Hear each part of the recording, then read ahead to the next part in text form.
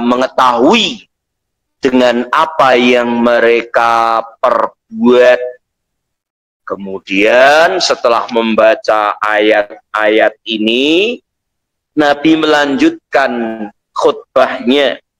Tasaddaqa rajulun min dinarihi, min dirhamihi, min thawbihi, min sa'i burrihi, min sa'i tamrihi. Seorang bersedekah dengan dinarnya, dirhamnya, pakaiannya, gandumnya, kurmanya, sampai kemudian Nabi mengatakan walau bisyikki tamrotin, bersedekahlah sekalipun cuma satu biji kurma dipotong menjadi 2. Waja'a rajulun minal ansor bi surratin kadat kafuhu ta'jizu anha bal qad ajazat. Kemudian datanglah seorang laki-laki dari sahabat Ansor dengan membawa sekantong entah gandum atau apa, sampai keberatan dia membawa sedekahnya tersebut. Summa tataba'an nas hatta ra'aitu qaumaini minat ta'am wasiyab. Sehingga begitu ada salah seorang sahabat Ansor yang sampai keberatan membawa sedekahnya tersebut, orang-orang setelahnya pada mengikuti bersedekah dengan banyak-banyak. Sehingga di sini ada tumpuan-tumpuan gandum, di sini ada tumpuan-tumpuan pakaian, di sini ada tumpuan makanan dan seterusnya. Hatta ra'aitu wajha Rasulillah sallallahu alaihi wasallam yatahalhal ka'annahu mudhabatun. Kata Jarir radhiyallahu taala anhuma, sehingga ketika itu aku menyaksikan wajah Nabi sallallahu alaihi wasallam bersinar, berseri-seri, tampak sangat senangnya. Faqala Rasulullah sallallahu alaihi wa ala alihi wasallam, man sanna fil islami sunnatan hasanatan falahu ajruha wa ajru man amila biha min ba'dihi min ghairi ayang qosa min ujurihim syai'un. Begitu melihat pemandangan seperti itu, lalu Nabi sallallahu alaihi wasallam bersabda, barang siapa yang menghidup-hidupkan sunnah dalam Islam, sunnah yang bagus, barang siapa yang memberi contoh dalam Islam, contoh yang bagus, maka untuknya pahala dan juga pahala dari orang-orang yang mencontohnya setelahnya, dengan tidak mengurangi sedikit pun ganjaran orang-orang yang pada mencontohnya. Wa man sanna fil islami sunnatan sayyi'atan kana alaihi wizruha wa wizru man amila biha min ba'dihi min ghairi ayyanqusa min auzarihim syai'un. Demikian pula sebaliknya, barang siapa yang memberi contoh kejelekan, maka ia akan mendapatkan dosa. Demikian pula dia akan menanggung dosa orang-orang yang menirunya dengan tidak mengurangi dosa sedikit pun dari orang-orang yang pada menirunya. Hadis diriwayatkan oleh Imam Muslim. Monggo dipun rahapi. Bismillah.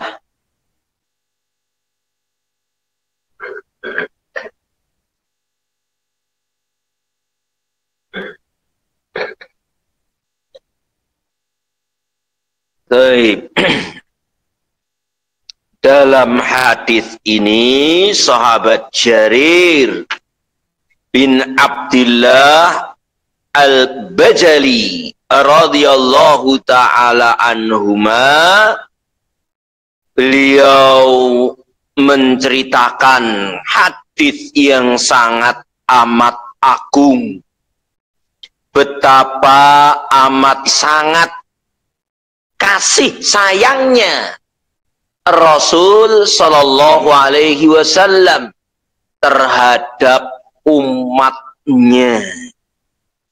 Sebagaimana ditunjukkan dalam hadis ini, ketika pas di siang hari datang serombongan dari suku Mudhar, salah satu suku Arab yang memiliki kehormatan.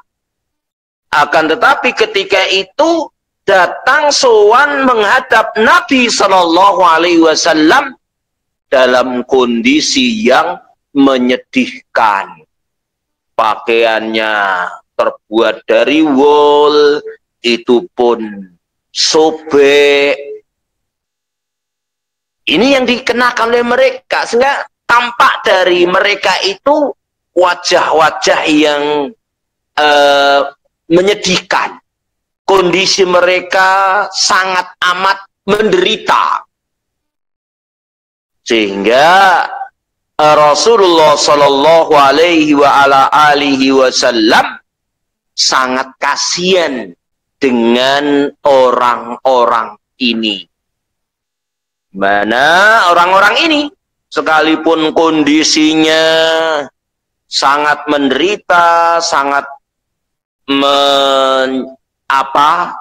susah, akan tetapi mereka pada mengalungkan senjata-senjata mereka, pedang-pedang mereka. Artinya sewaktu-waktu diperintah untuk pergi jihad sudah siap. Padahal kondisi mereka demikian menderita. Melihat pemandangan yang seperti ini, wajah Nabi Sallallahu Alaihi Wasallam berubah.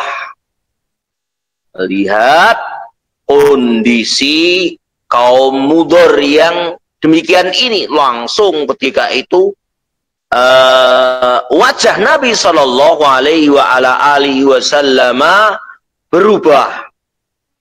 Maka kemudian tampak sekali beliau gerah.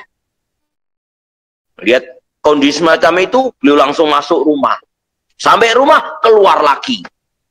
Begitu keluar langsung memerintahkan Bilal untuk azan, habis azan terus qomat, terus sholat. Habis sholat terus khutbah.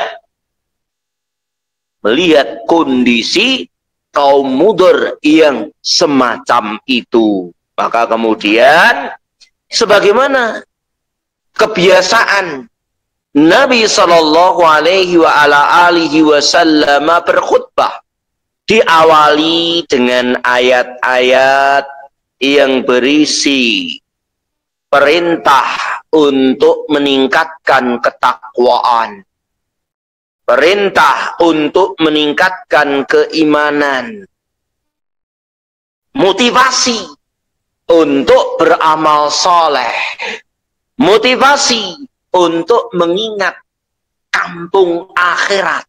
Ini yang dilakukan Rasul Sallallahu Alaihi Wasallam. Maka kemudian juga di antara isi khutbahnya ketika itu berkenaan dorongan untuk bersedekah, dorongan untuk simpati, dorongan untuk memiliki empati dengan saudara-saudaranya yang baru dirundung derita. Maka kemudian Nabi mengatakan, tasaddaqa rajulun bidinarihi. Seorang bersedekah dengan dinar yang dimiliki, dengan dirham yang dimiliki.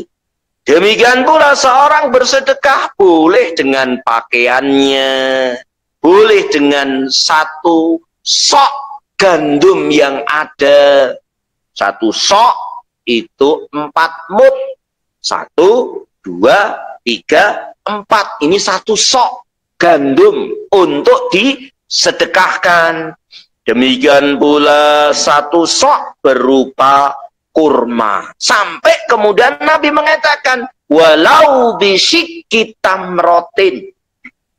Kalau memang tidak punya apa-apa, ya sudah, tetap harus sedekah sebisa mungkin.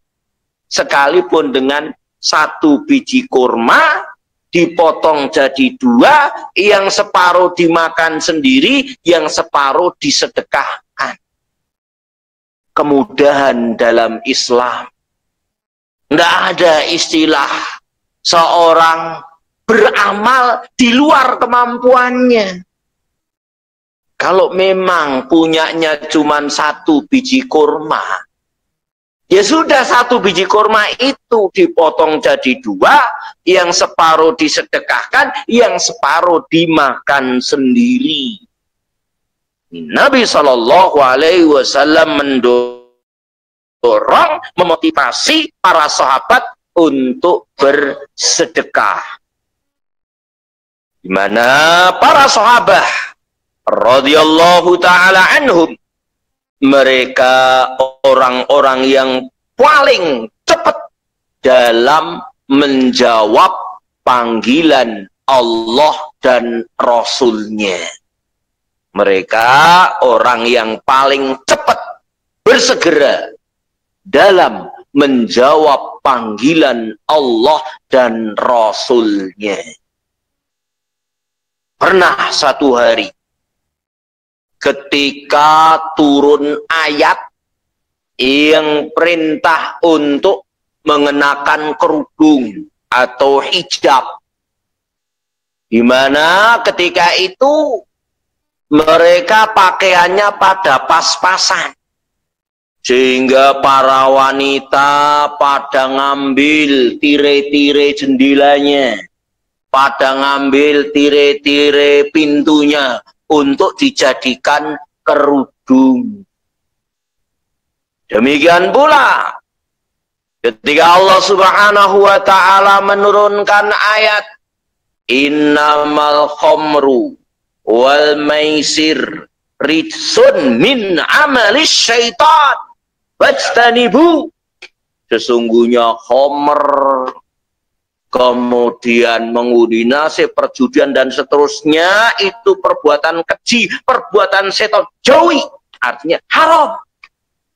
Maka Madinah ketika itu jalan-jalan, pasar-pasar becek. Dengan apa? Dengan homer-homer. Karena di rumah-rumah mereka tersimpan goci-goci yang isinya homer ketika itu. Karena yang namanya homer ditaruh di goci, tambah semakin lama kan tambah semakin bikin play, tambah semakin lama tambah semakin bagus, sehingga mereka pada numpuk nyimpen homer-homer di rumahnya dan banyak-banyak. Begitu turun ayat yang menyebutkan tentang haramnya homer, tidak tak simpen di sithik nggonek rada mumet, enggak, semuanya ditumpah. Sehingga apa? Sehingga Madinah ketika itu becek, jalan-jalan, pasar-pasar becek. Kenapa? Karena saking banyaknya khomer-khomer yang ditumpah yang pertama karena saking cepatnya para sahabat dalam menjalankan apa yang diperintahkan Allah Subhanahu wa ta'ala. Tidak engkose, tidak sesok-sesok. Ini sifat para sahabat Nabi. Demikian pula sebagaimana dalam hadis ini. Bahkan pernah yang namanya sahabat Hamdalah Manen Anyar, begitu mendengar gemuruhnya perang, langsung ditinggalkannya itu istri barunya, segera maju perang. Qadarullah wa masyafa'al, akhirnya meninggal. Begitu meninggal, dijumpai Hamdalah ini dalam keadaan basah sekujur tubuhnya. Ternyata ditanyakan keluarganya bahwa begitu mendengar gemuruhnya perang, langsung pergi, belum sempat mandi besar. Sehingga dimandikan oleh malaikat. Ini betapa amat sangat cepatnya para sahabat-sahabat Nabi dalam menjawab panggilan Allah Subhanahu wa ta'ala. Maka demikian pula dalam hadis ini. Ketika Nabi Shallallahu Alaihi Wasallam menghimbau para sahabat untuk bersedekah, membantu saudaranya yang dalam penderitaan, segera ketika itu ada yang datang membawa dinar, dirham, baju, pakaian, dan seterusnya. Cuma sedikit-sedikit ketika itu. Kemudian tiba-tiba ada seorang dari sahabat Ansor. Tiba-tiba ada seorang dari sahabat Ansor, dia membawa sedekah sampai abotan lenggowo. Sampai keberatan membawanya. Kemudian ditaruh di hadapan Nabi. Dari setelah sahabat Ansor ini kemudian berbondong-bondong setelahnya, do tiru-tiru, do nggowo sedekah banyak-banyak, do ikut-ikutan bersedekah dengan banyak-banyak. Maka kemudian Rasulullah Shallallahu Alaihi Wasallam mengatakan hadis ini, atau yang dikenal dengan asbabul wurud, sebab turunnya hadis. Ketika salah seorang sahabat Ansor membawa sedekahnya sampai kabutan, kemudian orang-orang yang setelahnya pada tiru-tiru. Orang-orang yang setelahnya pada mencontoh sahabat Ansor ini. Kemudian Nabi bersabda, "Man sanna bil islami sunnatan hasanatan falahu ajruha." Barang siapa yang memberikan contoh dalam Islam, barang siapa yang menghidupkan syariat Islam, artinya menghidupkan syariat Islam itu sebelumnya ada tuntunannya, sebelumnya ada syariatnya, sebelumnya ada perintahnya. Neng mungkin mandek atau mungkin orang belum tahu. Maka kemudian orang ini memberi contoh. Kemudian orang ini menghidupkannya. Sehingga man sanna fil Islam, barang siapa yang memberi contoh dalam Islam, menjalankan syariat dalam Islam, syariat yang baik, maka untuknya pahala. Pahala dari ia menjalankan tuntunan tadi. Plus, wa ajru man amila biha. Dia juga akan mendapatkan pahala dari orang-orang yang mencontohnya. Tambah semakin banyak orang yang mencontohnya, tambah semakin gede pula ganjaran yang akan didapatnya. min ghairi ayang qusa min ujurihim syai'un, dengan tidak mengurangi ganjaran orang-orang yang menirunya sedikit pun. Jadi karunia Allah itu sangat amat luas. Tidak karena karena ganjaran kamu dibagi dengan orang yang kamu contoh sehingga terkurangi, mboten. Allah Subhanahu wa ta'ala maha luas rahmatnya, maha luas karunianya. Sekalipun orang-orang yang mencontohnya ini dia mendapatkan ganjaran sebanyak apapun, maka yang dicontohnya dia akan mendapatkan pahala sebanyak itu pula. Barakallahu fikum. Akan tetapi nyun sewu, demikian pula sebaliknya. Barang siapa yang nyontoni jelek, barang siapa yang nyontoni jelek, maka dia akan mendapatkan dosa dari kejelekan yang ia perbuat.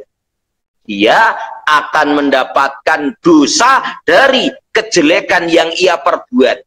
Plus dia juga akan mendapatkan dosa dari orang-orang yang mencontohnya. Sehingga tambah semakin banyak orang yang mencontoh kejelekannya, yuk tambah semakin besar pula dosa yang ditanggungnya. Cuma terkadang karena tidak ada padanya iman, seorang terkadang bangga kalau kejelekan itu ada yang menirunya. Kalau kejelekan itu ada yang mencontohnya, justru ini menjadi kebanggaan. Sehingga apa? Dosanya tambah semakin numpuk. Dosanya tambah semakin numpuk. Ditambah lagi dosa bangga melakukan kejelekan. Ditambah lagi dosa bangga melakukan kejelekan. Sehingga tumpuk-tumpukan dosanya. Pertama, dosa ia melakukan kejelekan. Kedua, dosa, tanggungan dosa dari orang-orang yang menirunya. Yang ketiga, dosa karena dia menyombongkan, membanggakan perbuatan dosanya. Jadi tumpuk-tumpukan. Karena seorang membanggakan perbuatan dosanya. Jadi kita ingatkan kembali bahwa yang dimaksud dengan mensanna fil Islam, barang siapa yang memberi contoh dalam Islam, maksudnya barang siapa yang menghidupkan syariat Islam. Misal di satu kampung syariat satu tuntunan nggak ada yang mengamalkan. Dulu pernah diamalkan, tapi terus macet misalnya. Maka kemudian orang ini menghidupkan kembali syariat yang macet di kampung tersebut. Kemudian atau orang ini mengawali, menjalani tuntunan yang sama sekali sebelumnya belum dilakukan di kampung tersebut, maka dia akan mendapatkan ganjaran dari memberi contoh yang baik tersebut. Jadi jangan sampai salah paham, kemudian dimaknakan barang siapa memberi contoh dalam Islam, kemudian dimaknakan membuat tuntunan-tuntunan baru, mboten. Membuat syariat-syariat baru, bukan itu yang dimaksud. Ada membuat tuntunan baru, Nabi mengatakan, kullu bid'atin dolalah. Membuat syariat baru lebih parah lagi dosanya. Sehingga yang dimaksud dalam hadis ini adalah menghidupkan apa yang dulu pernah macet, atau mengawali ketika memang orang-orang pada belum ngerti kalau itu tuntunan. Contohnya sebagaimana yang pernah terjadi di masa Khalifah Umar Ibn Khattab radhiyallahu taala anhu. Dulu di masa Nabi Shallallahu alaihi wasallam sholat tarweh dilakukan dengan cara berjamaah. Di Nabi Shallallahu alaihi wasallam sholat malam di bulan Ramadan, kemudian orang-orang pada mengikutinya. Hari pertama sedikit, hari kedua tambah banyak, hari ketiga tambah semakin banyak, hari yang setelahnya Nabi tidak ke masjid. Nabi tidak ke masjid. Kemudian di pagi harinya orang-orang pada bertanya. Kemudian Nabi menerangkan, aku khawatir karena ini masa-masa turunnya syariat, kalau aku terus-menerus berjamaah dalam melakukan sholat tarweh, akhirnya sholat tarweh hukumnya jadi wajib, sehingga kalian kabutan. Sehingga sebagai bentuk rahmah, kasih sayang Nabi kepada umat, maka Nabi berupaya dan berusaha agar sholat tarweh hukumnya tidak wajib. Dengan cara Nabi tidak keluar rumah di hari yang ketiga atau keempatnya. Biar tidak turun wahyu wajibnya sholat tarweh. Sehingga dasar hukum sholat tarweh secara berjamaah itu sudah ada. Kemudian mandek. Kenapa? Karena dikhawatirkan sholat tarweh itu wajib. Sehingga ketika itu sholat tarweh pada dewi-dewi sendiri-sendiri. Di masa Khalifah Abu Bakar juga demikian. Baru kemudian di masa Khalifah Umar Ibn Khattab radhiyallahu ta'ala anhu, beliau mengumpulkan semua jamaah untuk dijadikan menjadi satu imam. Sehingga sholat tarwehnya bareng berjamaah sebagaimana dulu Nabi pernah menjalankan. Artinya menghidupkan tuntunan yang Nabi pernah ajarkan. Bukan perkara baru. Ini yang dimaksud dengan man sanna sunnatan hasanatan. Jadi bukan perkara membuat perkara baru, bukan membuat syariat baru. Ini yang dimaksud. Sehingga dalam hadis ini bukan istilahnya dalil untuk membuat tuntunan baru atau syariat baru. Karena pada kenyataannya, kata Syekh rahimahullah, waqad akhadha hadzal hadits ulaikal qaum alladzina yabtadi'una fi dinillah ma laisa minhu. Diambil dari hadis ini, banyak manusia yang mengada-adakan perkara baru dalam agama Allah yang sama sekali tidak ada perintahnya.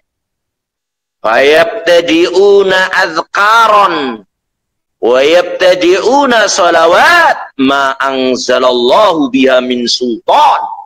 Sehingga berdasar hadis ini mereka membuat tata cara zikir-zikir yang tidak ada tuntunannya. Apakah ketika berzikir dengan apa diiringkan nafasnya ketika membaca Allah bagaimana, ketika membaca hu bagaimana, dan seterusnya. Ini kan Nabi nggak pernah mengajarkan. Demikian pula solawat, bacaan solawat yang sama sekali tidak ada tuntunannya, yang sama sekali tidak ada contohnya. Mereka berdasar hadis ini membuat solawat baru. Yang nyun sewu, terkadang solawat baru tersebut bahkan mengandung unsur kesirikan, wal'iyadu billah. Jangan sampai menggunakan hadis ini untuk berdalil bolehnya membuat tatanan baru, tuntunan baru, syariat baru dalam Islam. Tetap tidak diperbolehkan. Demikian pula dalam hadis ini targhib fi fi'li sunan allati umitat wa turikat wa hujirat. Dalam hadis ini ada dorongan, motivasi untuk melakukan sunnah-sunnah yang telah mati. Karena terkadang memang di satu daerah ada sunnah-sunnah tertentu itu mati. Dulu pernah ada orang yang menjalani, kemudian orang yang menjalani tersebut wafat dan tidak ada yang meneruskan, sehingga sunnah di kampung tersebut mati. Atau turikat, atau memang sunnah-sunnah pada ditinggalkan, kemudian ia menjalankan lagi. Au hujirat, atau sunnah-sunnah pada dijauhi. Sunnah-sunnah pada dijauhi, maka kemudian ia melakukan kembali. Dimana dengan melakukan kembali sunnah, dengan menghidupkan kembali sunnah, dengan mengawali dilakukannya sunnah, dia akan mendapatkan keutamaan sebagaimana dalam hadis ini. Misal seorang memberi contoh, di tiap-tiap mau sholat dia mesti gosok gigi, siwakan. Kemudian jamaah masjid pada tiru-tiru, dan ini terus digalakkan di tiap-tiap mau sholat, di tiap-tiap 5 waktu. Betapa amat sangat besar ganjaran orang yang memberi contoh tersebut. Ketika ini terus dilakukan, ya yang memberi contoh terus mendapatkan ganjaran. Ketika dilakukan sampai menjelang hari kiamat, yang memberi contoh ya terus mendapatkan ganjaran sampai nanti mendekati hari kiamat. Betapa amat sangat besar keutamaan ganjaran orang yang memberi contoh kebaikan. Maka monggo, tentunya ini kesempatan, peluang untuk mendapatkan pahala sebesar-besarnya. Jangan sampai seorang itu wis aku ngene iki wae. Tidak ada upaya untuk meningkatkan amal, nggak ada upaya untuk meningkatkan bekal kampung akhirat, nggak ada upaya untuk meningkatkan kualitas bekal yang bakal dibawa menghadap Allah. Tentunya tidak demikian orang yang yakin akan adanya kampung akhirat. Orang yang yakin akan adanya yaumul hisab, nggak akan seperti itu. Demikian pula dalam hadis ini memberikan kepada kita peringatan, hati-hati, hendaknya takut dari memberi contoh yang tidak baik. Memberi contoh yang tidak baik, hendaknya hati-hati. Misal seorang habis sholat, misalnya habis sholat, kemudian dia langsung sujud, Habis sholat, assalamualaikum, assalamualaikum, terus sujud. Padahal yang melakukan ini kiai. Sehingga apa? Akhirnya orang-orang pada mengikutinya. Orang-orang pada mencontohnya. Padahal Kanjeng Nabi nggak memberi contoh. Kanjeng Nabi nggak melakukan yang seperti itu. Wah, ini bahaya sekali. Kalau sampai ada orang yang mencontohnya, tambah semakin banyak yang mencontohnya, ya tambah semakin banyak pula dosane. Iman-iman urip mung garek esuk po sore malah ngene contoh sing ora apik. Wis ganjarane sithik malah ngene contoh sing ra apik. Ora rugi dan rugi dan rugi. Jadi hadis ini dorongan bagi kita untuk berupaya dan berusaha memberi contoh yang sebaik-baiknya. Dalam hadis ini pula dorongan untuk bersedekah sak mampune. Duwene sekilo beras, ya monggo sekilo. Duwene kurma siji, ya monggo dipotong jadi 2. Dan seterusnya. Islam nggak membebani untuk beramal di luar kemampuannya. Mbok menawi mekaten ingkang dados atur dalem temtunipun kathah sasar susuring atur dalem yun agunging samudra pangatsami wabillahi taufiq wal hidayah. Wassalamualaikum warahmatullahi wabarakatuh.